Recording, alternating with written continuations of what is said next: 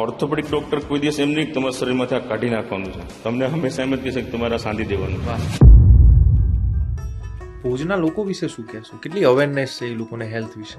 ભુજની વાત કરીએ તો લાગણી પર માણસો, મેડિકલ હેલ્થની વાત કરીએ તો ડોક્ટર પર બહુ સારો ભરોસો કરે. એક અમારે ત્યાં કચ્છી ભાષામાં મને જસ કહેવાય. મને લગભગ યાદ છે ત્યાં સુધી કોઈ દર્દી એવી રીતે આપણે સમજાય ને કે આ ઓપરેશન આવું છે, આમાં આવું થશે, વાંધો નહીં સાહેબ, તમને જસ મળે ને એવું કરજો.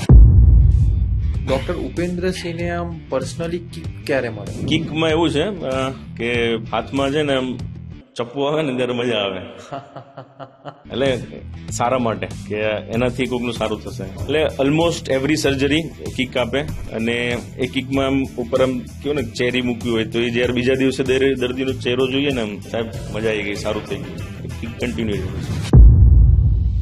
ઘણી વખત પેશન્ટ સાહેબ પડી ગયો તો મહિનો 2 મહિના થયા, અત્યારે દુખાવો મટી ગયો છે, મને કાંઈ થતું નથી. રિપોર્ટ કર્યા હતા એમાં સાહેબ પેલો તાણીઓ એસીએલ તૂટેલો બતાવે છે, તો મને કંઈ થતું નથી, શું કરાવો ઓપરેશન? વાંધો નથી, ન કરાવશો. એને એક સિમ્પલ એક્ઝામ્પલ, જે દિવસે યુ કેન રન, એસીએલ તૂટેલો છે, તમે દોડી જ ના શકો. જેવું તમે દોડવાનો એટેમ્પ કરશો ને, ત્રીજા પગથિયે તમે પડી જશો. પછી ઘણા બધા આપણે ફેમિલીમાં એવું સાંભળતા હોય કે સવારમાં ઉઠે ને સવારના ટાઈમ માટે એ લોકોના આમ સાંધા જકડાઈ જતા હોય, તો એની પાછળ કયું કારણ જવાબદાર હોય? સવારમાં ઉઠીને થવું યુઝ્યુઅલીમાં. Hello everyone, welcome to Medwin. Today we have doctor Upendrasinh Vaghela, કે જેમની સ્ટોરી ઘણી રસપ્રદ છે, મજા આવશે આજે જાણીને. જેમનો 15,000 કરતાં વધારે સર્જરીનો અનુભવ છે, કે જેઓ અત્યારે ગુજરાતના સૌથી મોટા આયુષ ગ્રુપ ઓફ હોસ્પિટલ્સના ભુજ યુનિટમાં જોઈન્ટ રિપ્લેસમેન્ટ અને આર્થ્રોસ્કોપિક ડિપાર્ટમેન્ટને લીડ કરી રહ્યા છે. સો ડૉક્ટર વેલકમ. થેન્ક યુ હાર્દિકભાઈ. દરેક ડૉક્ટરને મારો સૌથી પહેલો પ્રશ્ન એ જ હોય કે ઉપેન્દ્રસિંહ વાઘેલામાંથી ડૉક્ટર ઉપેન્દ્રસિંહ વાઘેલા, બરોબર? તો પહેલાં તો આ નિર્ણય કેમ લીધો ડૉક્ટર બનવાનો, અને જર્ની કેવી રહી? નિર્ણય તો એ છે કે પ્રોસેસ હતી, રિધમિક પ્રોસેસ કહી શકાય, કે ચેઇન રિએક્શન જે કહેવાય, કે એમ કહેવાય ને કે આમ આમ તિખારી લાગે ને તો ઓટોમેટિક વધવા લાગે જ રાખે, એમ ચેઇન રિએક્શન કહેવાય એક સારી ભાષામાં કહીએ તો. સોસાયટીમાં નાનો સ્કૂલમાં ભણતો ને 5મા ધોરણમાં, ખબર નહીં શું કારણ હશે શું નહીં, જે અમારા કરતાં થોડાક એક એજમાં મોટા હોય ને, જે થોડાક બદમાશ છોકરા હોય, બહુ સારું રાખતા. એ વખતે 5મા ધોરણમાં મને સર્જન બોલાવતા હતા. I don't know the reason, યાદ છે એટલે. But 10th vent well. Mummy પપ્પાની બી આશા હોય, દરેક માતા પિતાનો, કે મારું બાળક સારા એક ફિલ્ડમાં કામ કરે. અને પછી ઇન્ટરેસ્ટ આવ્યો, 11th સાયન્સ જોયું, પછી લાગ્યું કે હા ઇન્ટરેસ્ટિંગ ફિલ્ડ છે. એ વખતે મેથેમેટિક્સમાં ટપી નથી પડતી, આ મજા આવતી હતી. પેલું કહેવાય નાનો પેલો પાંદડાનો સેલનો સ્પીસીસ કાઢી માઇક્રોસ્કોપમાં જોવાનું, એમાં શું મૂવમેન્ટ થાય છે, એકદમ લાઈવ જે કહેવાય ને, કુદરતે આપેલી જીવતી વસ્તુઓને નિખારવી, એને પારખવી, જાણવું, એમાં રસ જાગવા લાગ્યો. અને મહેનત કરી, 12thમાં સારા રેન્ક સિક્યોર થયો, અને ડૉક્ટરવાળી લાઈનમાં આવી ગયા. MBBS સુધી બરાબર હતું, બટ અંદરથી એમ હતું કે ના, એક સર્જન જે છે ને, એ નામ સર્જન આપણે ઇંગ્લિશમાં કહેવાય છે, પણ મને એવું લાગે છે કે ગુજરાતીને કદાચ મેચ કરીએ ને તો લગભગ એ સર્જન બંને સેમ જ છે. અને વાત કરું મારા ફિલ્ડની, ઓર્થોપેડિક્સમાં, તો ઓર્થોપેડિક્સ એ છે ને એક સાલ્વેજિંગ બ્રાન્ચ છે. તમે નોટિસ કરજો, કોઈ દિવસ તમે હાડકાના ડૉક્ટરનો અનુભવ હોય, તમને બધાને ખ્યાલ જ હોય, ઓર્થોપેડિક ડૉક્ટર કોઈ દિવસ એમ નહીં કે તમારા શરીરમાંથી આ કાઢી નાખવાનું છે, તમને હંમેશા એમ જ કહેશે કે તમારે સાંધી દેવાનું છે. એક સાલ્વેજિંગ બ્રાન્ચ છે, એટલે એમાં વધારે ઇન્ટરેસ્ટ આવ્યો કે યાર આ તો બહુ મસ્ત છે, કોઈને કંઈ આપણે તૂટેલાને સાંધી દેવું છે. એમ રિપ્લેસમેન્ટ છે, એમાં બી એમ કહેવાય ને કે જે નથી કરી શકતા એને કરાવી બતાવવું છે. એમ પણ એમ કહે ને હવે નથી થતું, ના તારાથી થશે. તો ઓર્થોપેડિક્સ, રિપ્લેસમેન્ટ, આર્થ્રોસ્કોપીના બધું ધીરે ધીરે ડૉક્ટરમાં રહ્યું તો ડૉક્ટર જ, પણ એને થોડું એડ કરતા ગયા. એટલે આ નાની રીતે કહું તમને, આ જર્ની ડૉક્ટરની આવી રીતે રહી, નામમાંથી ડૉક્ટર બન્યા. એટલે તમે બહુ મસ્ત વાત કરી કે ઓર્થોપેડિક એ આઈડિયલી તોડવાની ની જોડવાની વાત કરી. 100%. રાઈટ. મારે એ જાણવું છે કે MBBS થી, બરોબર, આયુષ, એ આખી જર્ની કેવી રહી એ મને જણાવો. મેં તમને કીધું થોડુંક MBBS પછી તો પેલા કેવું થોડુંક હતું ફાઇનાન્શિયલી કે થોડુંક પગભર થઈએ, ઘરેથી દર મહિને રૂપિયા મંગાવવા એમ કંટાળો આવે એમ કે હવે બસ હવે તો ડૉક્ટર બની ગયા એમ. એટલે ઘરવાળાની બી એક્સપેક્ટેશન કે ભાઈ MBBS તો પતી ગયું, હવે તો અર્નિંગ ચાલુ થશે ને. ના, એમની બી અલગ હોય, જેમ જાણકાર બનતા જાય માતા પિતાને બી ખ્યાલ આવતો જાય, એમને બી ખબર પડે કે નહીં MBBS ને આગળ બી કંઈક આવે છે એમ. કરેક્ટ. તો એક વર્ષ તો બી મેં લાગ્યું કે ના થોડુંક કમાઈ લઈએ, એક અંદરથી બી એમ કે MBBS અને ઇન્ટર્નશિપ સુધીનો ફેઝ હતો ને 2,300 સ્ટાઇપન્ડ હતું 2013માં. 2,300-2,500માં તો શું કે 2,000 તો મેસનું બિલ આવતું, વધે કાંઈ નહીં. કોકની પાસે સિનિયર પાસેથી માંગવા પડે, આ બધું હાલતું. તો એમ થાય કે થોડીક હજી લાઈફ હજી થોડીક રિલેક્સ અને લેવિશ થાય તો મજા આવે, થોડું કમાઈ લઈએ. પણ એ ફેઝમાં ગયા પછી એમ લાગ્યું કે ના અહીંયા આગળ હજી ફૂલ સ્ટોપ નથી લાગતો. મેં તમને કીધું ને પછી મેં એડ થતું ગયું એમ કે નહીં યાર આ નહીં, સર્જન એમાં પછી ઓર્થોપેડિક્સ એ કંઈક લગાવ લાગે છે એમ, કરવા જેવું છે. એટલે ઓર્થોપેડિક્સમાં આવ્યા. ઓર્થોપેડિક્સ પછી તો કોઈ એવું હતું નહીં, પછી નોકરી જ કરવાની હોતી હતી. એટલે જોબ જોઈન કરી, 2 વર્ષ એઝ અ જુનિયર રેસિડન્ટ કામ કર્યું, અને એ બી સ્ટ્રગલિંગ બહુ લેસ સેલેરીમાં હતા. પછી આ જે જર્નીમાં જે ખર્ચો થયો, બરાબર છે, એક ઉંમર થઈ, થોડી ફેમિલીની જવાબદારીઓ આવી, એટલે રકમ હતી મોટી પહેલાં કરતાં, પણ નાની લાગવા લાગી એમ. તો એ ટાઈમ દરમિયાન ફેમિલીનો સપોર્ટ, કારણ કે ડોક્ટર બનવાની જર્ની બહુ લાંબી જર્ની છે. હંમેશા તમે માનો નહીં, આજની તારીખમાં સવારે હું આવ્યો છું ને ઘરેથી, મમ્મી વાપરવાના 500 રૂપિયા દીધા છે. એટલે એવું નહોતું કે ખાલી પૈસા જ છે, બટ અંદરથી એમ હતું કે નહીં કામ. મેં તમને કહ્યું હજી હું આજની ડેટમાં તમને કહું છું, હજી મને ફૂલ સ્ટોપ નથી લાગતો. 10 વર્ષ પછી બી મને લાગે છે ઓર્થોપેડિક્સમાં કંઈક હજી બાકી છે એમ. હજી રિસન્ટલી અમે રોબોટિક્સ સ્ટાર્ટ કર્યું છે. હવે મને ઈચ્છા છે કે હજી હું ઓગમેન્ટેડ રિયાલિટી એમાં જઈએ, એઆઈમાં જઈએ, હજી આર્થ્રોસ્કોપીમાં હજી એક્સપર્ટાઇઝ કરીએ. એટલે ઘણું બધું છે. એટલે હજી ફૂલ સ્ટોપ તો નથી જ. પછી જોબ કરી, તો અમુક પ્રાઇવેટ હોસ્પિટલમાં જોબ કરી. પછી જ્યારે આયુષ હોસ્પિટલ ભુજમાં ઓપન થઈ, તો ઓલમોસ્ટ જે પિલાર્સ કહેવાય, ડાયરેક્ટર્સ બધા સાથે એક ટાઈમમાં કહેવાય ને કે જે ભણવાના ફેઝમાં મેં તમને કીધું MBBSના એકબીજાને પેલા કહેવાય ને મૂળથી ઓળખતા હતા એમ, મૂળથી ઓળખતા હતા. અને અત્યારે અમે ડૉક્ટર બની ગયા છે બધા, અમુક હાડકાન ડૉક્ટર, અમુક પીડિયાટ્રિશિયન. તો અંદરથી ઓળખતા એની સાથે કામ કરવાની અલગ મજા હોય. કરેક્ટ. એટલે આંખો મીચીને હાલો. Okay, nice. અને અત્યારે ઓલમોસ્ટ 2.5 વર્ષ 3 વર્ષ થવાયા આપણે ભુજ યુનિટને. અને એમાં બી પાછા બીજા 2 ઓર્થોપેડિક જોઈન્ટ થયા. એક જ હોસ્પિટલમાં 3 ઓર્થોપેડિક સર્જન છે. ઓકે, ભુજના લોકો વિશે શું કહેશો? કેટલી અવેરનેસ છે એ લોકોને હેલ્થ વિશે? ભુજની વાત કરીએ તો બહુ મોજીલા માણું છે એમ. બહુ આમ એક જે લાઈફની સ્પીડ હોય ને, ભલે તું જા, હું મારી રીતે આવીશ, એવું છે એમ. એને કોઈ ઉત્સાહનો પ્રસંગ હોય, કોઈ તહેવાર હોય, કોઈ ચૂકવાનું નહીં. બરાબર છે, શનિ રવિ થાય એટલે ક્યાંક આટો ફેરો કરી આવવાનો, સમય થાય એટલે કામ ધંધો મૂકી દેવાનો, મજા કરવાની. અને લાગણી પર માણસો, કદાચ મેડિકલ હેલ્થની વાત કરીએ તો ડૉક્ટર પર બહુ સારો ભરોસો કરે. અને ત્યાં જ છે ને ડૉક્ટરને કામ કરવાની જગ્યા મળે, કોન્ફિડન્સ બી મળે, કોન્ફિડન્સ મળે, ડૉક્ટરને મળે. અને એક અમારે ત્યાં કચ્છી ભાષામાં ને જસ કહેવાય. મને લગભગ યાદ છે ત્યાં સુધી કોઈ દર્દી એવી રીતે આપણે સમજાય ને કે આ ઓપરેશન આવું છે, એમાં આવું થશે, વાંધો નહીં સાહેબ, તમને જસ મળે ને એવું કરજો. કોઈ દિવસ એવી અપેક્ષા નહીં, કોઈ દિવસ મનમાં વહેમ ભ્રમ નહીં કે ભાઈ આ સાહેબ આવું કરશે તો આવું થઈ જશે, આવું થશે તો આવું થશે, એવું કોઈ દિવસ નહીં. આ શબ્દ એમને એવું જ હોય કે સાહેબ તમને જસ મળે ને એવું કરજો. અને કદાચ એ શબ્દ આપણને છે ને જવાબદાર વધારે બનાવે. પણ એ તમે કીધું ને કોન્ફિડન્સ ઘણો આપે કામ કરવાનો. રાઈટ. આમ ઘણીવાર એમ અંદર એવું લાગે કે આ દર્દી આમ આપણો કોઈ ફેમિલીનો માણસ છે એમ, એના માટે કામ કરી રહ્યા છે. પછી સમય ના જોઈએ, પછી કોઈ પૈસા ના જોઈએ, કાંઈ ના જોઈએ. અને કદાચ એટલા માટે જે આપણે આ ભાવથી ટ્રીટ કરતા હોઈએ એટલે જ કદાચ 2.5 વર્ષમાં ભુજમાં અત્યારે આયુષનું જે ટ્રસ્ટ છે એ સારો એવો બિલ્ડ થઈ ગયો ત્યાં આગળ. 100%.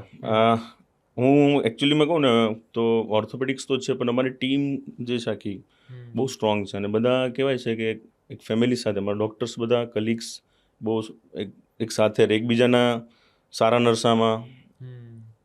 દર્દીની વાત કરીએ તો દર્દીમાં બી એવું છે, એમ કે એવું નહીં કે એકલો ડૉક્ટર એક જ દર્દી, ના. ઓપિનિયન્સ હોય, ગાઈડન્સ હોય, હંમેશા એકબીજાનું રહેતું હોય છે. તો લાઈક એ બોન્ડ જે છે ને એ પ્રાઇમ છે. અને બીજું કે આ દર્દીઓનો ભરોસો, કે આજે તો કેવું છે કે પ્રાઇમ બ્રાન્ચીસ ગણીએ, કાર્ડિયોલોજી છે, ન્યુરોસર્જરી છે, એમાં બી દર્દીઓ આજે એટલું ડૉક્ટર પર ભરોસો રાખીને અહીંયા સુધી લઈ આવ્યા છે અમને.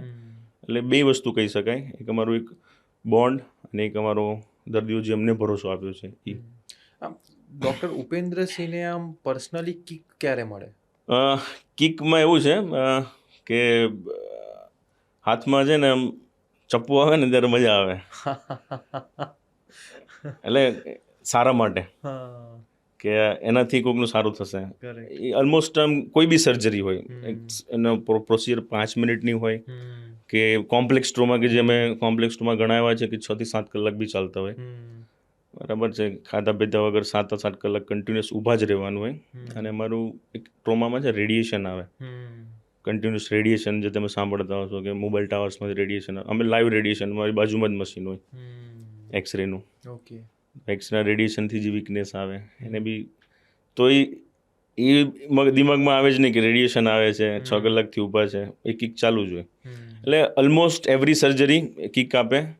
અને એ કિકમાં આમ ઉપર આમ કેવું ને ચેરી મૂકવી હોય તો એ જ્યારે બીજા દિવસે દર્દીનો ચહેરો જોઈએ ને, આમ સાહેબ મજા આવી ગઈ, સારું થઈ ગયું, કિક કન્ટિન્યુ રહે. પછી છેલ્લે કઈ એવી સર્જરી હતી કે જે તમને ચેલેન્જિંગ પણ લાગી અને જ્યારે પૂરી થઈ ત્યારે તમને એવું લાગ્યું કે હા મારી ઇન્ટરનલ કેપેસિટી હતી?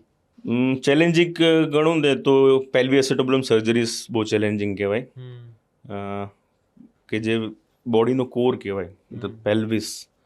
અમારા ડૉક્ટર મહેશ્વરપ્પા સર, હું જ્યારે પીજી હતો ને ત્યારે સર વોઝ એન એક્સટેન્શનમાં, લાઈક એમની એજ એ વખતે હતી 69 અને સ્ટીલ છોકરાઓને ભણાવતા હતા. તો એ કહેવાય ને that old age orthopedic surgeon, એમ કે જે એક જૂનું, જ્યારે કહેવાય ને કે ઓર્થોપેડિક્સ ઇન્ડિયામાં જ્યારે ઇમર્જિંગ સ્ટાર્ટ થયું, પહેલાં એકચ્યુઅલી ઓર્થોપેડિક સેપરેટ નહોતું, પહેલાં જનરલ સર્જરી સાથે મર્જ હતું. પછી એને જ્યારે સેપરેટ કરવામાં આવ્યું, orthopaedics is a different branch. તો એ ટાઈમના સર હતા. એમનું એક વાક્ય હતું એમ કે man comes from pelvis and goes from pelvis. તો એ એટલે સર્જનની લેંગ્વેજમાં કહેવાય કે જન્મનો દ્વાર બી એ છે અને મૃત્યુનો દ્વાર બી એ છે. અને એને કહેવાય પેલ્વી એસેટાબુલમ. અને એની સર્જરીસ જે કહેવાય ને એ ચેલેન્જિંગ મને લાગે છે. અને આઈ થિંક કે જેટલા બી પ્રાઇમ સર્જન્સ બધા ઓલમોસ્ટ એગ્રી થતા જ હશે એની સાથે. અને ઘણી વખત પેશન્ટને બી તમે કદાચ પેશન્ટને એક્સરે જોઈ જાય ને તો એમ થાય કે મારે આ આટલું બધું ભાંગી ગયું છે, આ કેવી રીતે ભેગું થશે? કેમ કે ક્રિટિકલ ઓર્ગન્સ હોય છે, ત્યાં વચ્ચે કામ કરવાનું હોય. ત્યાં પાછું કેવું છે, અમારા ઓલા ડ્રિલ મશીન આ તે લઈને જવાનું હોય, ખાલી એવું નથી કે 2 ટાંકા લઈને પાછું આવી જવાનું હોય. એમાં 30-40 હોલની પ્લેટ હોય, 20-25 સ્ક્રૂ નાખવાનો હોય. એટલે કહેવાય ને કે એક રિસ્કી ઇન્સ્ટ્રુમેન્ટ સાથે ત્યાં કામ કરવાનું હોય. અને ડ્યુરેશન બી લાંબો હોય એનો. અને જ્યારે 2 મહિના પછી જ્યારે એને 2 મહિના રિકવરી લાગે, જ્યારે દર્દી ચાલવાનું સ્ટાર્ટ કરે ત્યારે મજા આવે કે જે વર્થ ઇટ એમ. તો I think almost 1 month back એ કરી હતી. 1 મંથ, એમ રેર કેસીસ હોય, ઓછા હોય છે. Okay, it is challenging. તો આપણે ઓપીડીમાં તમે ઘણા બધા પેશન્ટ્સને કન્સલ્ટ કરતા હશો, તો એમાં અત્યારે ભુજમાં સૌથી વધારે એવા કયા પ્રોબ્લેમ્સ છે જે ઓપીડીમાં તમારા સામે આવતા હોય? કોમન પ્રોબ્લેમ ગણું તો લાઈક મારી ઇન્ક્લિનેશન, મારી એક્સપર્ટીઝ, એમ કહેવાય ને કે ઘણી વખત પેશન્ટ જાણતા હોય. અને બીજું કે કોમન બી છે એ રીતે ગણીએ તો પર્સનલી મને ગણું તો knee joint pain, hip joint pain, back pain, આ. અને થોડુંક હજી જઈએ તો પોલીઆર્થ્રાલ્જિયા જ કહેવાય, કે જે કહેવાય ને શરીર આખું કળતર કરે સાહેબ.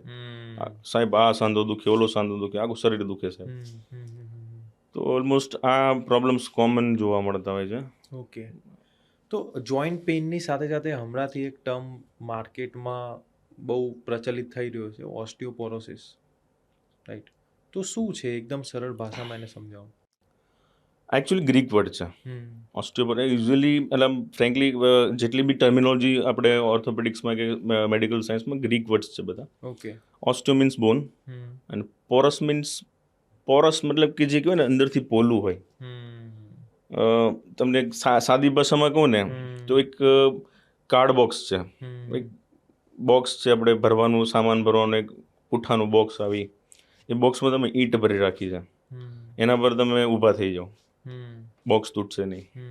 હવે બોક્સમાંથી ઈંટ કાઢી નાખો, હવે એના પર ઊભા રહો, બોક્સ બેસી જશે. તો અંદરથી જે પોલું હોય ને એને પોરસ કહેવાય, અને બોનમાં જો આવું ક્રિએશન સ્ટાર્ટ થાય તો એને ઓસ્ટિયોપોરોસિસ કહેવાય. કે હાડકું બહારથી તો સરસ દેખાય છે, તમે જો એક્સરે કરાવો, સાહેબ હું ચાલું છું, બધું બરાબર છે, પણ મને દુખે છે. રીઝન એ છે કે અંદરથી પોલું છે. ઓકે. તો સામાન્ય દર્દીને એ કેવી રીતે ખબર પડશે કે એના હાડકા પોલા થઈ રહ્યા છે? એવું તો કોઈ ટેસ્ટ આવે છે? યુઝ્યુઅલી સિમ્ટોમેટિક હોય. સિમ્ટોમેટિકમાં એવું છે કે એમને માઇલ્ડ પેઇન થવાનો સ્ટાર્ટ થઈ જાય. જો જનરલાઇઝ હોય, એમના આખા શરીરમાં જ્યારે ઓસ્ટિયોપોરોસિસ થાય ત્યારે એમને વીકનેસ લાગે, ડેલી રૂટીન એક્ટિવિટીઝ ના કરી શકે. બીજું એક એજ સાથે થવાનું હોય છે. અને ટેસ્ટની વાત કરીએ તો ઇન્ટરવલ્સ પર જે લોકો રિસ્ક પર હોય, કે જેમ કે ઓલ્ડ એજ પર્સન કોઈ બી લઈ લો, 60+, 45+ની ફિમેલ લઈ લો, અને એકદમ સિડેન્ટરી લાઈફસ્ટાઈલ, એમ કહેવાય ને કે ઓબેસ છે, કાંઈ નથી કરવાનું સાહેબ, મારો તો બેસવાનો ધંધો છે. આપણે એમ પૂછીએ ને કે તમને કાંઈ તકલીફ? સાહેબ મને કાંઈ તકલીફ નહીં, કાંઈ હેવી કામ ના, કાંઈ, સાહેબ આખો દિવસ બેસવાનું કામ છે, એમને તકલીફ શરૂ થાય, એને ઓસ્ટિયોપોરોસિસ થાય. સેડેન્ટરી લાઈફસ્ટાઈલ, તમારા મસલ્સ કામ નથી કરતા, તમારા બોન કામ નથી કરતા, તો એ તમારું બોન સ્ટ્રેન્થ જ નહીં આપે તમને. તો ટેસ્ટ કરાવવો હોય તો આ કેટેગરીઝ, મતલબ આ મેં તમને જે કીધા એજ ગ્રુપ છે, એ લોકોએ કરાવવા જોઈએ. કોમન ટેસ્ટ છે બોન ડેન્સિટોમેટ્રી ટેસ્ટ કહેવાય છે. શરીરનું સૌથી પોલું હાડકું ગણીએ ને તો આપણી પગની પીની છે, આવડું મોટું, અંદરથી સાવ પોલું છે, એટલે કેલ્કેનિયમ કહેવાય એને. આપણી નીચે જે ગાદીનો ભાગ હોય તો એને મશીનમાં મૂકતા હોય છે, એક નાનું મશીન આવે બોન ડેન્સિટોમેટ્રી, BMD ટેસ્ટ કહેવાય છે ને, બોન મિનરલ ડેન્સિટી ટેસ્ટ કહેવાય એને. એમાં ઓસ્ટોપિનિયા અને ઓસ્ટોપોરોસિસના સ્કેલિંગ હોય છે, બરાબર છે. એમાં સિમ્પલ જ છે, મશીનમાં પોતે જ રિપોર્ટ જનરેટ કરી અને વેલ્યુ લખી અને સ્કોર આપી દે. ગ્રીન હોય તો બરાબર છે, ઓરેન્જ હોય તો તમે થોડાક રિસ્ક પર છો, અને રેડ હોય તો તમને ઓસ્ટોપોરોસિસ ડેવલપ થઈ ગયું છે. તો મતલબ માની લો કે ડેવલપ થઈ ગયું છે ઓસ્ટિયોપોરોસિસ, રાઈટ? તો હવે એને રિકવર કરવાના રસ્તા કયા કયા હોય? રિકવર કરવું હોય તો પહેલું તો છે, સાદી ભાષામાં કહું અને સમજવું હોય તો, કે બોન છે ને એક બહુ ડાયનામિક, આમ કહેવાય ને કે બહુ કુદરતે બનાવ્યું છે ને, કેવી રીતે ખબર, એને તોડફોડનું કામ કીધું છે હાડકાને. હાડકામાં બે ટાઈપના સેલ્સ મતલબ બોડીમાં હોય છે, બે, એમ કહેવાય ને, એક ચોર છે ને એક પોલીસ છે. એમ ચોર શું કરે છે? હાડકું તોડે છે. પોલીસ હાડકું બનાવે છે. ઓસ્ટિયોક્લાસ્ટ એટલે તોડે છે, અને બનાવે છે, અને ઓસ્ટિયોબ્લાસ્ટ એટલે તોડે છે. આ બે છે, બે વચ્ચે રેસ હોય ઘોડા જેવી. જ્યારે નાના બાળક હોય ને ત્યારે કેવું છે, બનાવવાળું હાડકું એનો ઘોડો જે આગળ દોડતો હોય, બાળકનો વિકાસ થાય સરસ. આમ તમે જો નાનું ટેણિયું વર્ષ પછી આવે ને તો ઘણું મોટું થઈ જાય. પછી એક યંગ એજ આવે તમારી, મિડલ એજ, ત્યારે કેવું છે, ઇક્વલ રેસ ચાલતો હોય, અને જરૂરી છે કે મેન્ટેન કરવા માટે. ખાલી બનતું રહેશે તો બી પ્રોબ્લેમ છે. એટલે બંનેને મેનેજ કરવું, મેન્ટેન કરવું જરૂરી છે. પણ એક ઓસ્ટિયોપોરોસિસમાં કેવું થાય છે કે કોઈ બી એજ હોય, કોઈ બી પીરિયડ હોય, બાળકોને બી થતું ઓસ્ટિયોપોરોસિસ એકચ્યુઅલીમાં. એને કહેવાય ડિસ્યુઝ એટ્રોફી. ઘણા બાળકોને કેવું છે, કોઈ એવી બીમારી હોય, ગંભીર બીમારી, કે હાલી ચાલી ન શકતા હોય, તો એનું મૂવમેન્ટ નથી થતી પગની, એને ડિસ્યુઝ કહેવાય, વાપરતા નથી, એ લોકોને બી ઓસ્ટિયોપોરોસિસ ડેવલપ થઈ શકે. તો આવા જે પેશન્ટ્સ મેં તમને કીધા કે નથી એટલું હલનચલન, એક એજ ગ્રુપ છે, મેનોપોઝ એટલે કે પીરિયડ્સ બંધ થઈ, માસિક બંધ થઈ ગયા છે, 60+ના ઓલ્ડ એજ પર્સન્સ છે, એમાં છે ને ઓલો જે ચોરવાળો ઘોડો છે ને આગળ દોડે છે, તોડ જ કરે છે, એટલે એને અંદરથી પોલું કરી નાખે છે. તો આ મેનોપોઝમાં, જ્યારે સ્ત્રીમાં મેનોપોઝ ચાલુ થાય તો ત્યારે અચાનક જ આમ બોડીમાં કેલ્શિયમ ઓછું થઈ જવા પાછળનું કારણ શું હોય? એકચ્યુઅલી મેનોપોઝનું રીઝન એવું છે, મેનોપોઝ એક હોર્મોન સાયકલ પર કામ કરતું હોય. એમાં એક હોર્મોન છે ઇસ્ટ્રોજન કહેવાય એને. ઓલમોસ્ટ લેમેનમાં અત્યારે બધાને ખ્યાલ હોય, અને જેટલા યંગ ફિમેલ્સ બધાને ખ્યાલ હોય છે ઇસ્ટ્રોજન શું છે.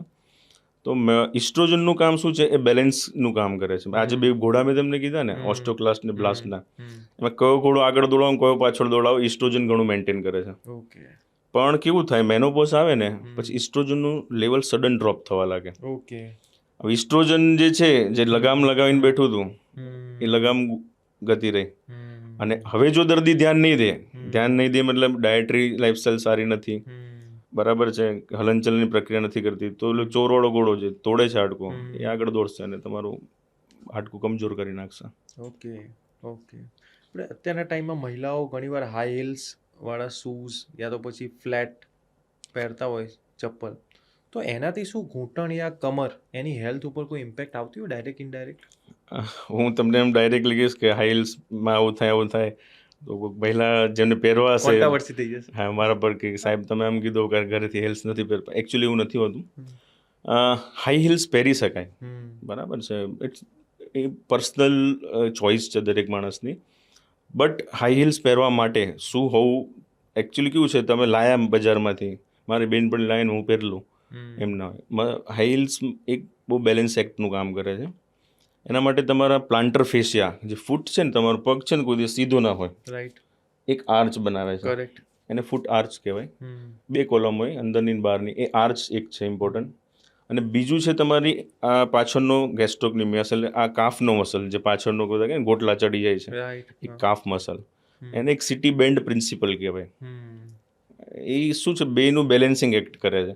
આર્ચને મેન્ટેન કરી છે, અને ઓલો જે ઉપરવાળો કાફ મસલ જે કહેવાય પાછળનું ગોટલાના મસલ, એ બેનું બેલેન્સ રાખવાનું. જો સરખું બેલેન્સ રહે તો હાઈ હીલ્સ તમને કોઈ દિવસ પ્રોબ્લેમ ના આપે. પણ ઘણા કેવું છે કે તમારા કાફ મસલ કમજોર છે, બરાબર છે, તમને ફ્લેટ ફૂટ છે, કે ઘણાના છે ને જન્મથી પગ સીધા હોય.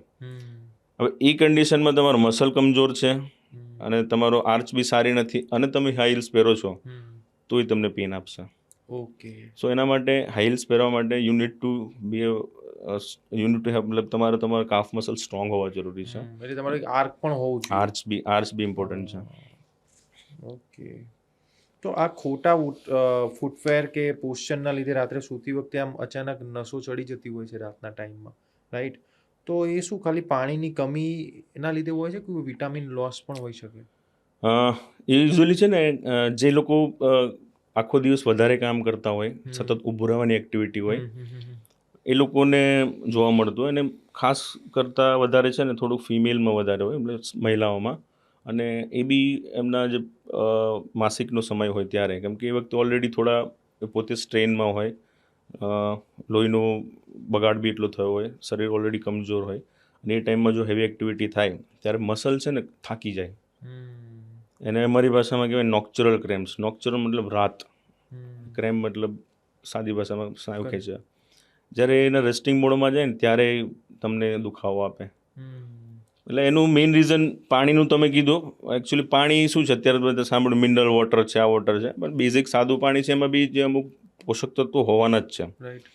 એનું પાછળનું સાયન્સ એવું કહે છે કે મસલ કોન્ટ્રાક્શન, સ્નાયુઓને લાંબા ટૂંકા થવા માટે એક કેલ્શિયમ જે હોય, કેલ્શિયમ એની જરૂર પડે. હવે કેલ્શિયમનો એન્ટાગોનિસ્ટ જે છે એ મેગ્નેશિયમ છે, બરાબર છે. મેગ્નેશિયમ શું છે, એ દરવાજાની ચાવી છે. એ જો દરવાજો ખોલશે તો ઓલું કેલ્શિયમ છે ને સ્નાયુને લાંબો ટૂંકો કરશે. બરોબર. હવે તમારામાં જો મેગ્નેશિયમનું પ્રમાણ ઓછું થશે, એ પાણીમાંથી જ મળવાનું હોય. યુઝ્યુઅલી સમર સિઝન્સ છે, એમાં પાણીનું પ્રમાણ ઓછું થાય ત્યારે આપણને આ ફેસ કરવું મળે. અને ઘણા ડાયટરી સોર્સિસ બી છે, એટલે ખાવાના વસ્તુઓ છે કે જેમાં મેગ્નેશિયમ સારું હોય, એ આપણું હોય જ નહીં. ઘણા હું તો દૂધ પીતો જ નથી, મને કેળા જરાય ના ભાવે, નારિયેળ પાણી પીવાતું હોય કંઈ. ઘણા હોય ડાયટરી હેબિટ્સ એવી હોય, તો એ લોકોને મેગ્નેશિયમ ડાઉન થતું હોય, પાણીનું પ્રમાણ ઓછું હોય, ત્યારે આ મેગ્નેશિયમ ના હોય, એટલે કેલ્શિયમ બેઠું હોય, ભલે સ્નાયુને જે થવું હોય થાય. એ દરવાજો જ નહીં ખુલે, મેગ્નેશિયમ નહીં હોય. યસ. તો એનું સાયન્સ આ છે. એટલે પાણીનું પ્રમાણ હોવું જરૂરી છે. ઘણી જગ્યાએ રીજન વાઇઝ હોય છે, જેમ કે યુઝ્યુઅલી સોલ્ટ બેલ્ટ, જેમ કે તમે કીધું કચ્છ સોલ્ટ બેલ્ટ છે, સૌરાષ્ટ્રનો જે સોલ્ટ બેલ્ટ છે. સોલ્ટ બેલ્ટમાં કેવું હોય છે કે થોડુંક ક્ષારનું પ્રમાણ વધારે હોય છે, TDS હેવી હોય છે, તો એમાં મેગ્નેશિયમ ઘણી વખત ડાઉનગ્રેડ જોવા મળે. તો એ નોર્મલ પાણીમાં જે કે બોરનું પાણી પીવે છે અમુક જણા. એના લીધે પણ હાડકાના પ્રોબ્લેમ થઈ શકે? ના, મસલની વાત કરું મસલ, તમને. ઓકે મેગ્નેશિયમની જે ઉણપ જે કહેવાય ઓછું પડે એ આવી શકે. ઓકે. તો એના માટે તમે મિનરલ વોટર છે કે પછી જેમાં મેગ્નેશિયમ આવતું હતું પાણી, કે પછી ડાયટરી ચેન્જ બી કરી શકાય.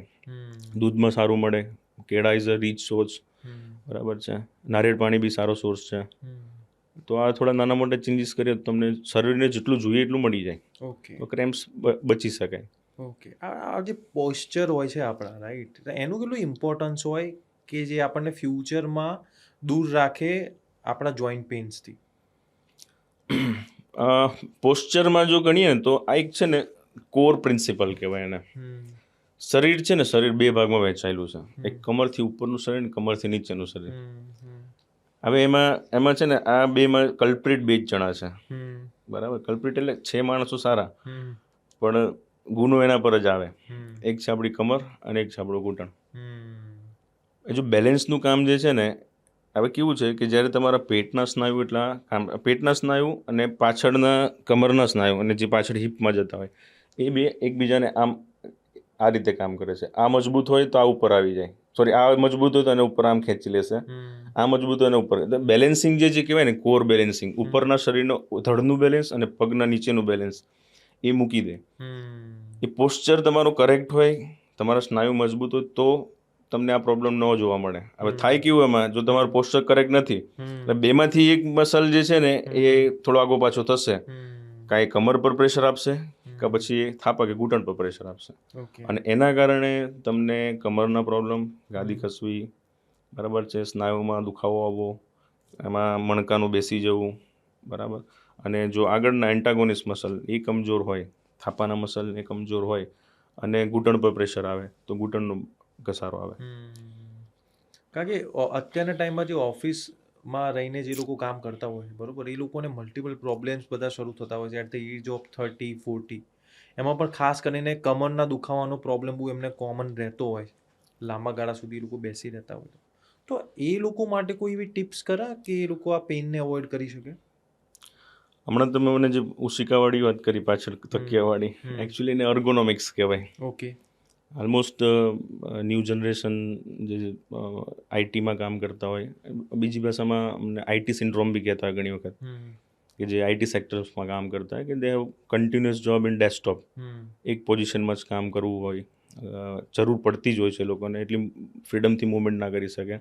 એમની જે બેસવાની ચેર છે કે એમની જે વર્કિંગ સ્પેસ છે એમને એટલી સફિશિયન્ટ પ્રોવાઈડ નથી. અર્ગોનોમિક્સ કેવું છે કે તમારા બોડીનો પોસ્ચર એ તમારી સિટિંગ પોઝિશન, તમારી વર્કિંગ પોઝિશનમાં બંને એકબીજાને સેટ થવા જરૂરી છે. એને કહેવાય અર્ગોનોમિક્સ.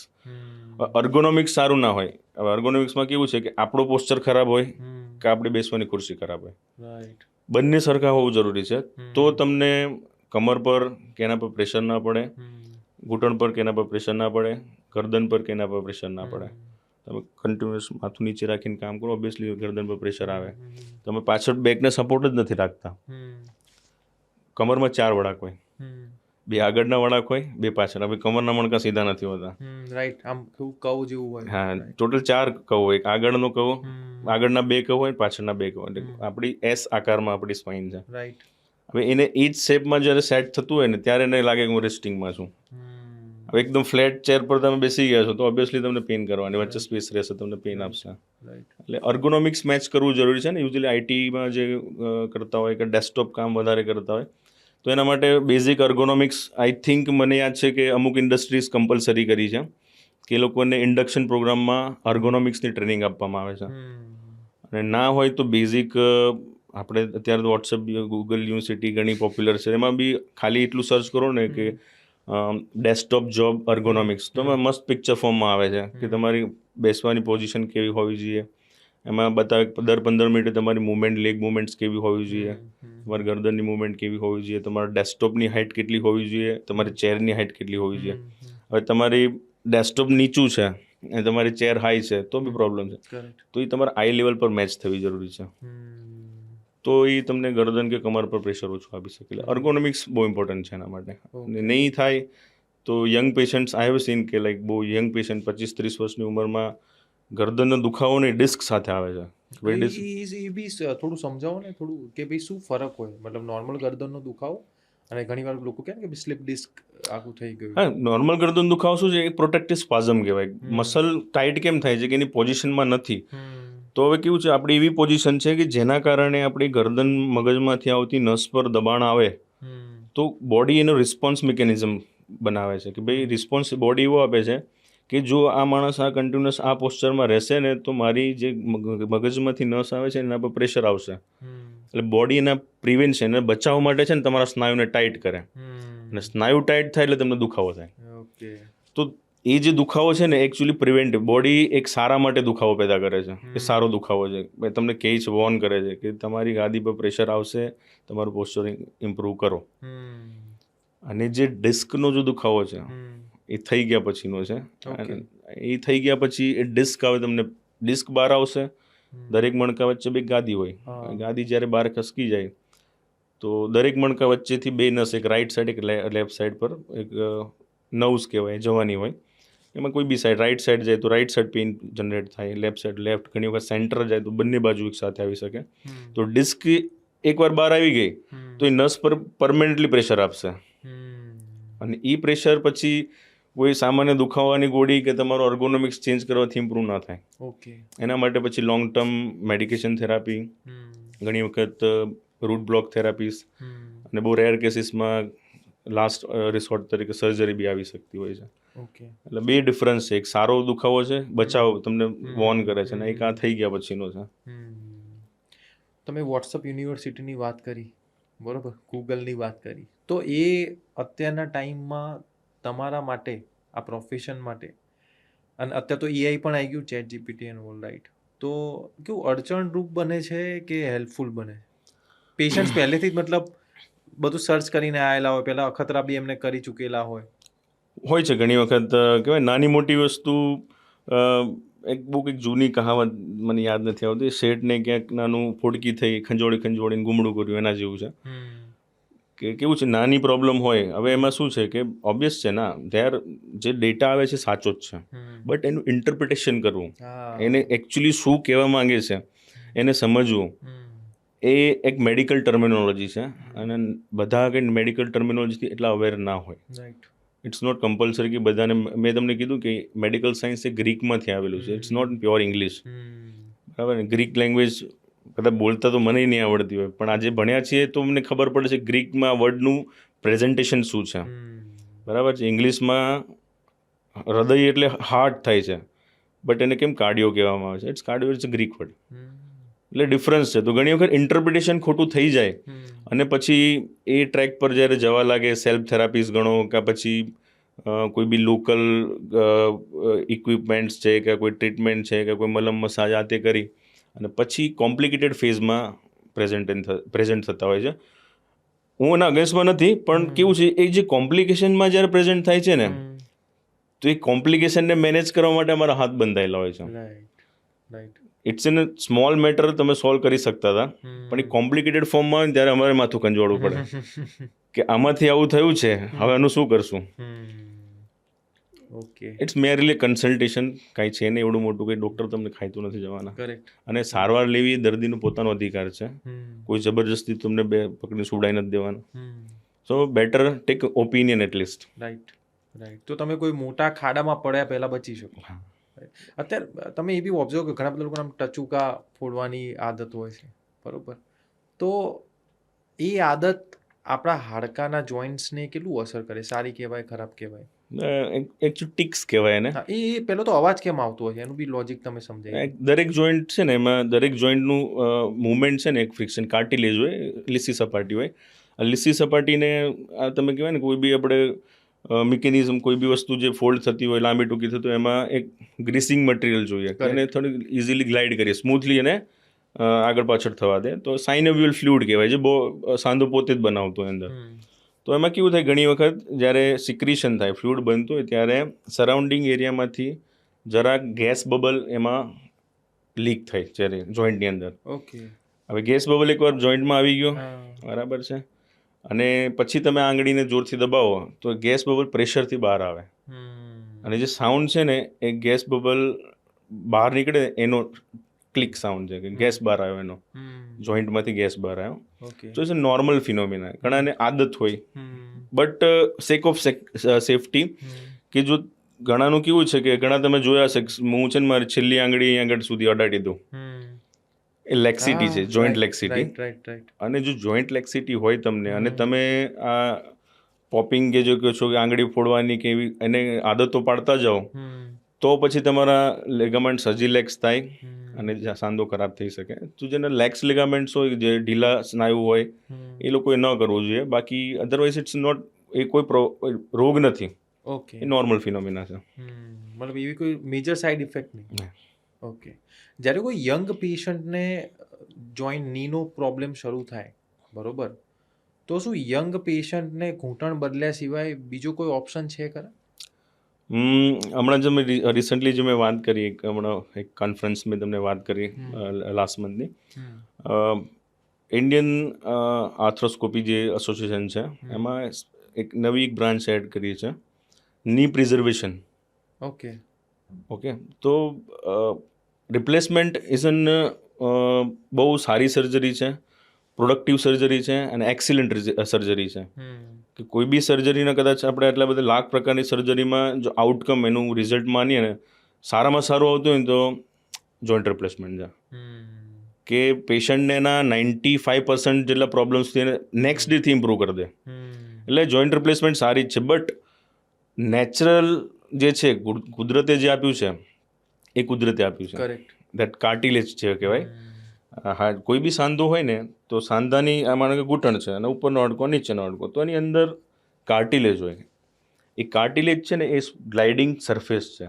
જેમ ઘરમાં તમે પ્લાસ્ટર કરાયું પછી તમારે ચાલવું હોય સ્મૂથલી, તો તમે પર ટાઇલ્સ લગાવો. રાઈટ. એવી રીતે હાડકું જે છે નીચેની બાંધકું છે, બંધારણ છે, પણ એની ઉપર જે લીસી સરફેસ છે એને કાર્ટિલેજ કહેવાય. અને કાર્ટિલેજ વસ્તુ એવી છે ને, ભગવાન એક જ વાર આપે. શું વાત છે? એ કાર્ટિલેજ એક વખત ડેમેજ થઈ ગઈ, એ જનરેટ ના થાય. હા, થાય ક્યારેક. એના રિસન્ટ અત્યારે મેં તમને ની પ્રિઝર્વેશન માટે બી એફર્ટ્સ ચાલુ છે, બરાબર છે. સારા સર્જન્સ છે, એલાઇટ ઇન્સ્ટિટ્યૂટ્સ છે, એના પર કામ કરે છે. તો ની પ્રિઝર્વેશન ઇનિશિયલ ફેઝિસમાં ગણીએ તો અમુક સર્જરીસ બી છે, અમુક પ્લેટરી રિચ પ્લાઝમા કહેવાય, એડિપોસ ટિશ્યુઝ કહેવાય, કે જે સ્ટેમ સેલ છે, કે જે પોતાનું ફોર્મ ચેન્જ કરી શકે. તો હવે કાર્ટિલેજ ત્યાં લોસ થયો છે, બટ એ એવડો મોટો ના હોય, માઇનર હોય. કહેવાય કે ડિફેક્ટની સાઇઝ કરો 1 સેન્ટીમીટર, મેક્સિમમ 2 સેન્ટીમીટરની એટલી નાની ડિફેક્ટ છે, તો એટલી સ્ટેમ સેલની કેપેસિટી છે કે એટલું રીજનરેટ કરી શકે. તો યંગ પેશન્ટ્સમાં કદાચ એવું હોય તો એ રીતે સરખું કરી શકાય. અને અમુક નાની સર્જરી છે, એને ઓટ્સ કહેવાય છે, ઓટોલોગસ કાર્ટિલેજ ટ્રાન્સફર સર્જરી કહેવાય. કે પોતાના જ કાર્ટિલેજ, કે જે ઘૂંટણની ઉપરનો ભાગ જે સાંધાની અંદર નથી આવવાનું, પણ ત્યાં કાર્ટિલેજ છે, જે યુઝમાં નથી આવતું, ત્યાંનું કાર્ટિલેજ લઈ અને જે આપણો જે ઘસારાવાળો જે ખાડો પડ્યો છે ત્યાં એને ટ્રાન્સફર કરતા હોય છે. એ આર્થ્રોસ્કોપીથી સર્જરી થતી હોય છે. તો ની પ્રિઝર્વેશન બહુ જરૂરી છે. એટલે યંગ પેશન્ટમાં જ્યારે ઘસારો બેસવા લાગે, ત્યારે પ્રાઇમરી ફેઝમાં આ કહેવાય છે કે ડે કેર પ્રોસિજર્સ, PRP, પછી એડિપોસ ટિશ્યુ જે કહે છે, સ્ટેમ સેલ છે, એના ઇન્જેક્શન થેરાપીસ છે. અમુક તમારી ફૂટવેર ગણો કે પછી એના બ્રેસીસ આવતા હોય છે કે લિગામેન્ટ પર લોડિંગ ઓછું કરે જોઈન્ટ પર, એ આપણે ટ્રાય કરી શકતા હોય છે. એના પછી જો થોડુંક એડવાન્સ જાય તો કરેક્ટિવ ઓસ્ટોટોમિસ કહેવાય છે એને, બરાબર છે. આના માટે તમને એક સમજાવું બહુ બેઝિકથી સમજવું હોય તો, કે સ્ટ્રક્ચર છે ને શરીરનું બહુ કુદરતે આમ કહેવાય ને માળખું બહુ કોમ્પ્લિકેટેડ બનાવ્યું છે, પણ એને સમજવાની કોશિશ કરો ને તો બહુ ઇઝી છે, બરાબર છે.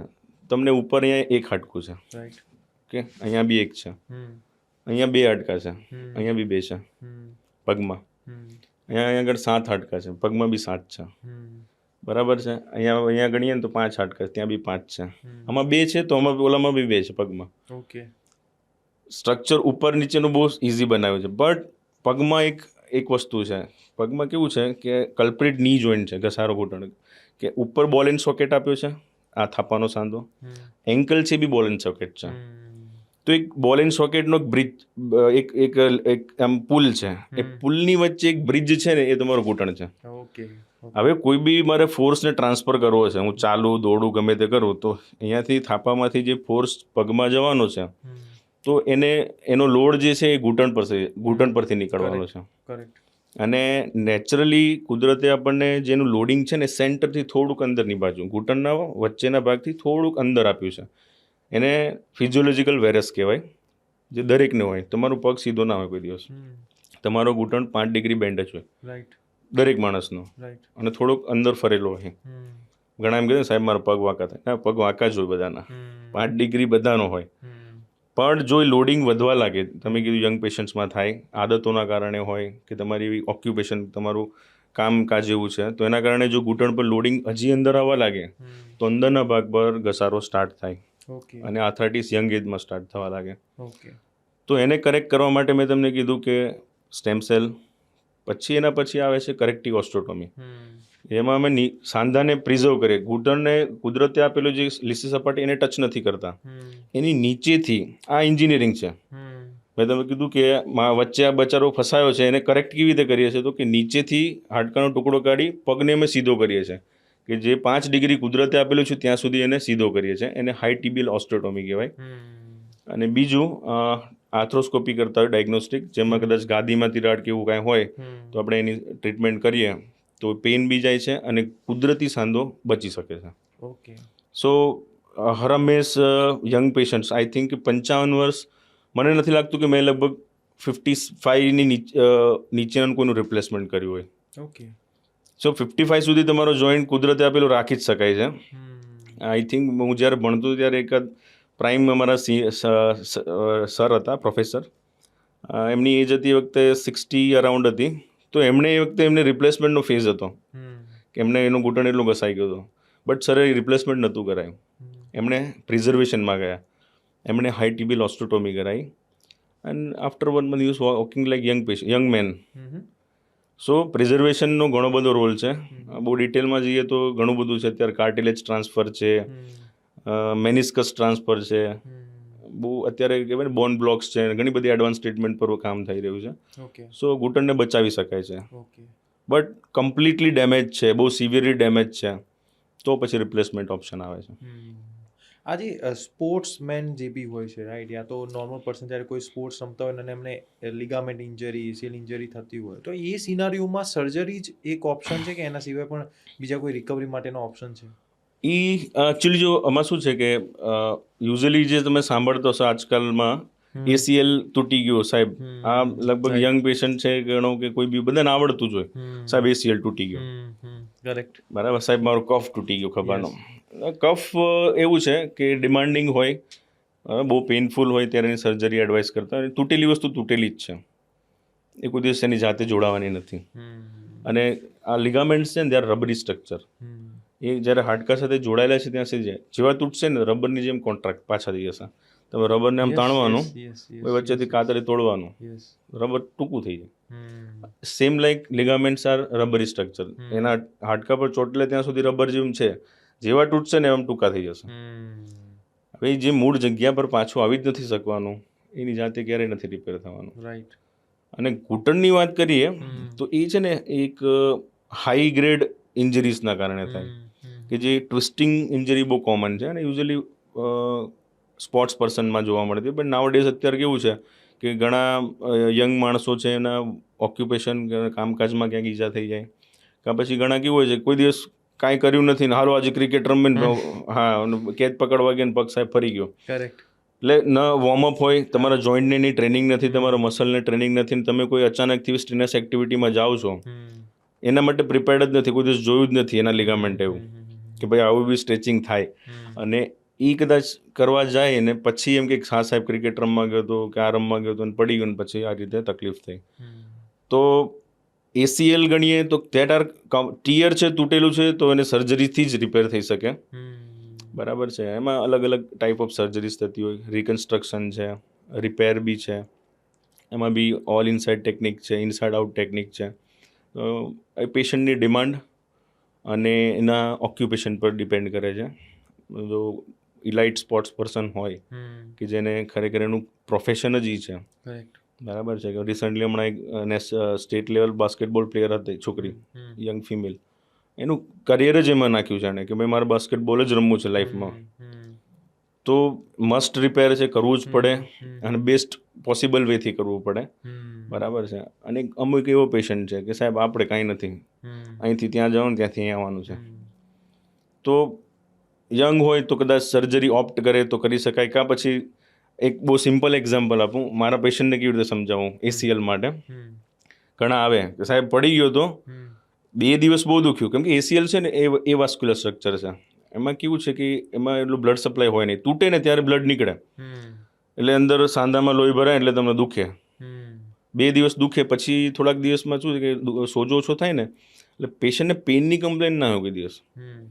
લિગામેન્ટનું કામ છે સ્ટેબિલિટીનું, એ ઘૂંટણને આગળ ખસતું અટકાવે છે, એને ACL કહેવાય. બીજો PCL છે જે ઘૂંટણને પાછળ ન ખસકવા દે. અને બીજા સાઈડમાં 2 મસલ હોય, એક MCL અને LCL, એક અંદરની બાજુનું બેલેન્સ કરે, એક બહારનું. 4 લિગામેન્ટ્સથી આપણું ઘૂંટણ સ્ટેબલ છે. એમાં સૌથી વધારે પ્રેશર ACL પર જ આવતું હોય અને બીજું નેક્સ્ટ છે એ MCL પર આવતું હોય. તો ઘણી વખત પેશન્ટ સાહેબ પડી ગયો તો 1-2 મહિના થયા અત્યારે દુખાવો મટી ગયો છે, મને કાંઈ થતું નથી, બરાબર છે. રિપોર્ટ કર્યા હતા, એમાં સાહેબ પેલો તાણ્યો ACL તૂટેલો બતાવે છે, પણ મને કંઈ થતું નથી, શું કરાવો ઓપરેશન? વાંધો નથી, ન કરાવશો. એને એક સિમ્પલ એક્ઝામ્પલ, જે દિવસે રાત્રે કદાચ મોડે નીકળવાનું થાય સોસાયટીમાં અને ડાઘ્યો કૂતરો દરેક સોસાયટીમાં ખબર બધાની વાંહે થતું હોય, એ કૂતરો તમારી પાછળ દોડે અને તમે પકડાઈ ન જાઓ તો ઓપરેશન ના કરાવતા, અને તમે જો પડી જાઓ કે તમે પકડાઈ જાઓ તો બીજા દિવસે ઓના ટાંકા બી લઈ દઈશ અને તાણીઓ બી રિપેર કરી દઈશ. You can't run. ACL તૂટેલો છે, તમે દોડી જ ના શકો. જેવું તમે દોડવાનો એટેમ્પ કરશો ને, 3જા પગથિયે તમે પડી જશો, તમારું ઘૂંટણ બેલેન્સ મૂકી જ દેશે, એ તમને દોડવા જ નહીં દે, સ્ટેર્સ નહીં ચડવા દે, પહેલો એ પગ મૂકવા જ નહીં દે, બીજો પગ જ પહેલો મૂકવો પડે.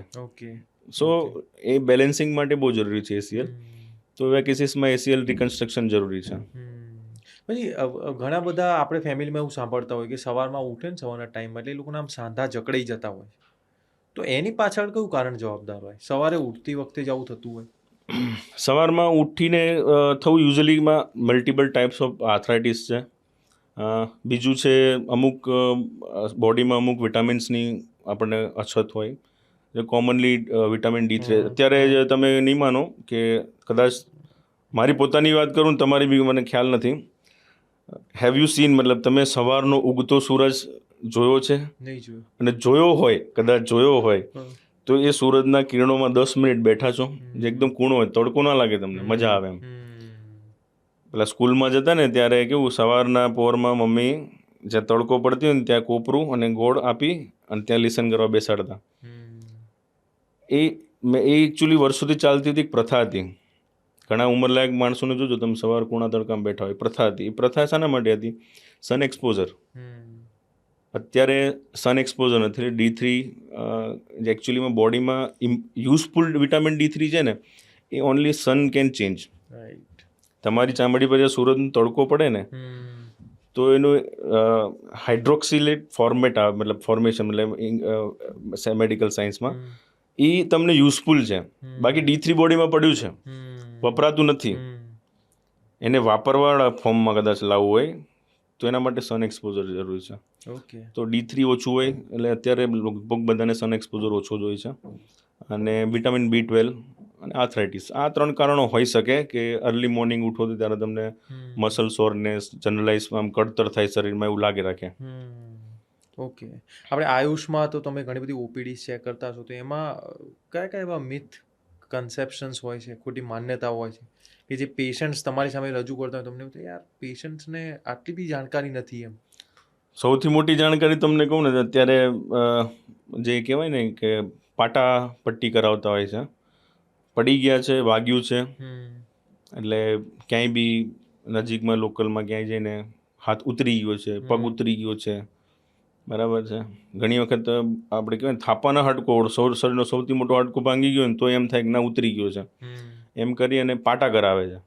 હવે એમાં એટલા બધા પ્રકારના લેપ લાગે, એટલા બધા પ્રકારના પાટા થાય, અને જે બોન છે ને, બોન બહુ સ્માર્ટ અને ઇઝી માણસ છે એમ, બોનને એવું છે કે મને મારી બાયોલોજી એટલે કે મને મારા સ્ટ્રક્ચરમાં રહેવા દો, હું પાછું નવું બની જઈશ.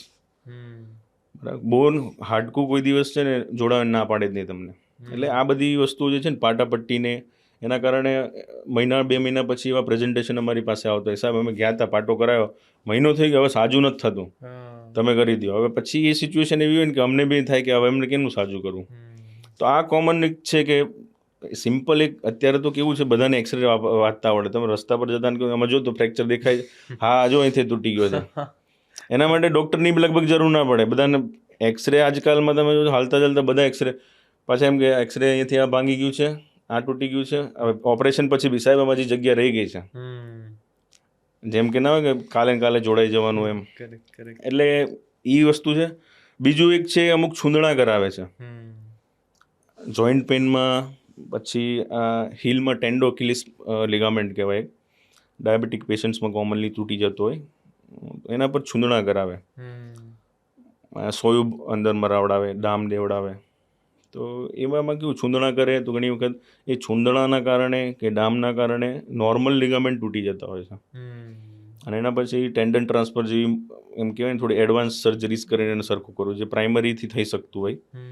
અને ઘૂંટણનું કોમન છે કે છૂંદણા કરાઈ રાખે, જ્યારે ચાલવાનું બંધ થઈ જાય ને પછી આવે કે સાહેબ હવે ઘૂંટણ નથી કામ કરતા. તો ઓલમોસ્ટ આ બે વસ્તુ બહુ કોમનલી જોઈ છે કે બધા ફોલો કરતા હોય છે. અને બીજું તો સેલ્ફ મેડિકેશન, જે તમને હમણાં કીધું, એ કાઉન્ટર પર અવેલેબલ મેડિસિન્સ. સાહેબ 2 મહિના કેલ્શિયમની ગોળી ખાધી, હજી મટતું નથી, પણ દરેકમાં કે કેલ્શિયમની એવું ને કે કેલ્શિયમ ખાધો સારું થઈ જશે. તો સેલ્ફ મેડિકેશન બી અમે ઘણીવાર ઓબ્ઝર્વ કર્યું છે કે ઘણીવાર ફેમિલીમાં જ અને કોઈકને ગોળી દીધી હોય ને ત્યાંથી એને સારું થઈ ગયું તો એ પોતે ચાલુ કરી દે. 20 દિવસ પહેલાં સાહેબ ઓલા ભાઈની ચાલુ કરી, એને મટી ગયું હતું પણ મને નથી મટતું. તો આ કોમન છે કે મિથ જોવા મળતા હોય છે આવા. ઓકે. અપકમિંગ એવા જોઈન્ટ રિપ્લેસમેન્ટ સર્જન્સ કે જે હવે જોઈન થવાના છે તમારી કોમ્યુનિટીમાં, એમને તમે શું કહેશો કે કેવી રીતના એ રિલેવન્ટ રહે over a period of time? Joint રિપ્લેસમેન્ટની વાત કરું ને તો મારી જનરેશન છે ને અત્યારે કેવું છે, આઈ ડોન્ટ નો કે 20 વર્ષ પછી શું હશે, બટ કરંટ સિનારીઓને જોઉં છું ને તો અત્યારે કેવું છે કે જોઈન્ટ રિપ્લેસમેન્ટમાં મિકેનિક્સ એક વસ્તુ અલગ છે. સિમ્પલી ભાષામાં તમને કહું કે એક માણસ છે મિકેનિક જે ગાડીને રિપેર કરે છે, અને બીજું છે કાઇનેમેટિક્સ કહેવાય. કાઇનેમેટિક્સ એટલે એવું છે કે એક ઓટોમેટેડ મશીન છે જે ગાડીને રિપેર કરે છે.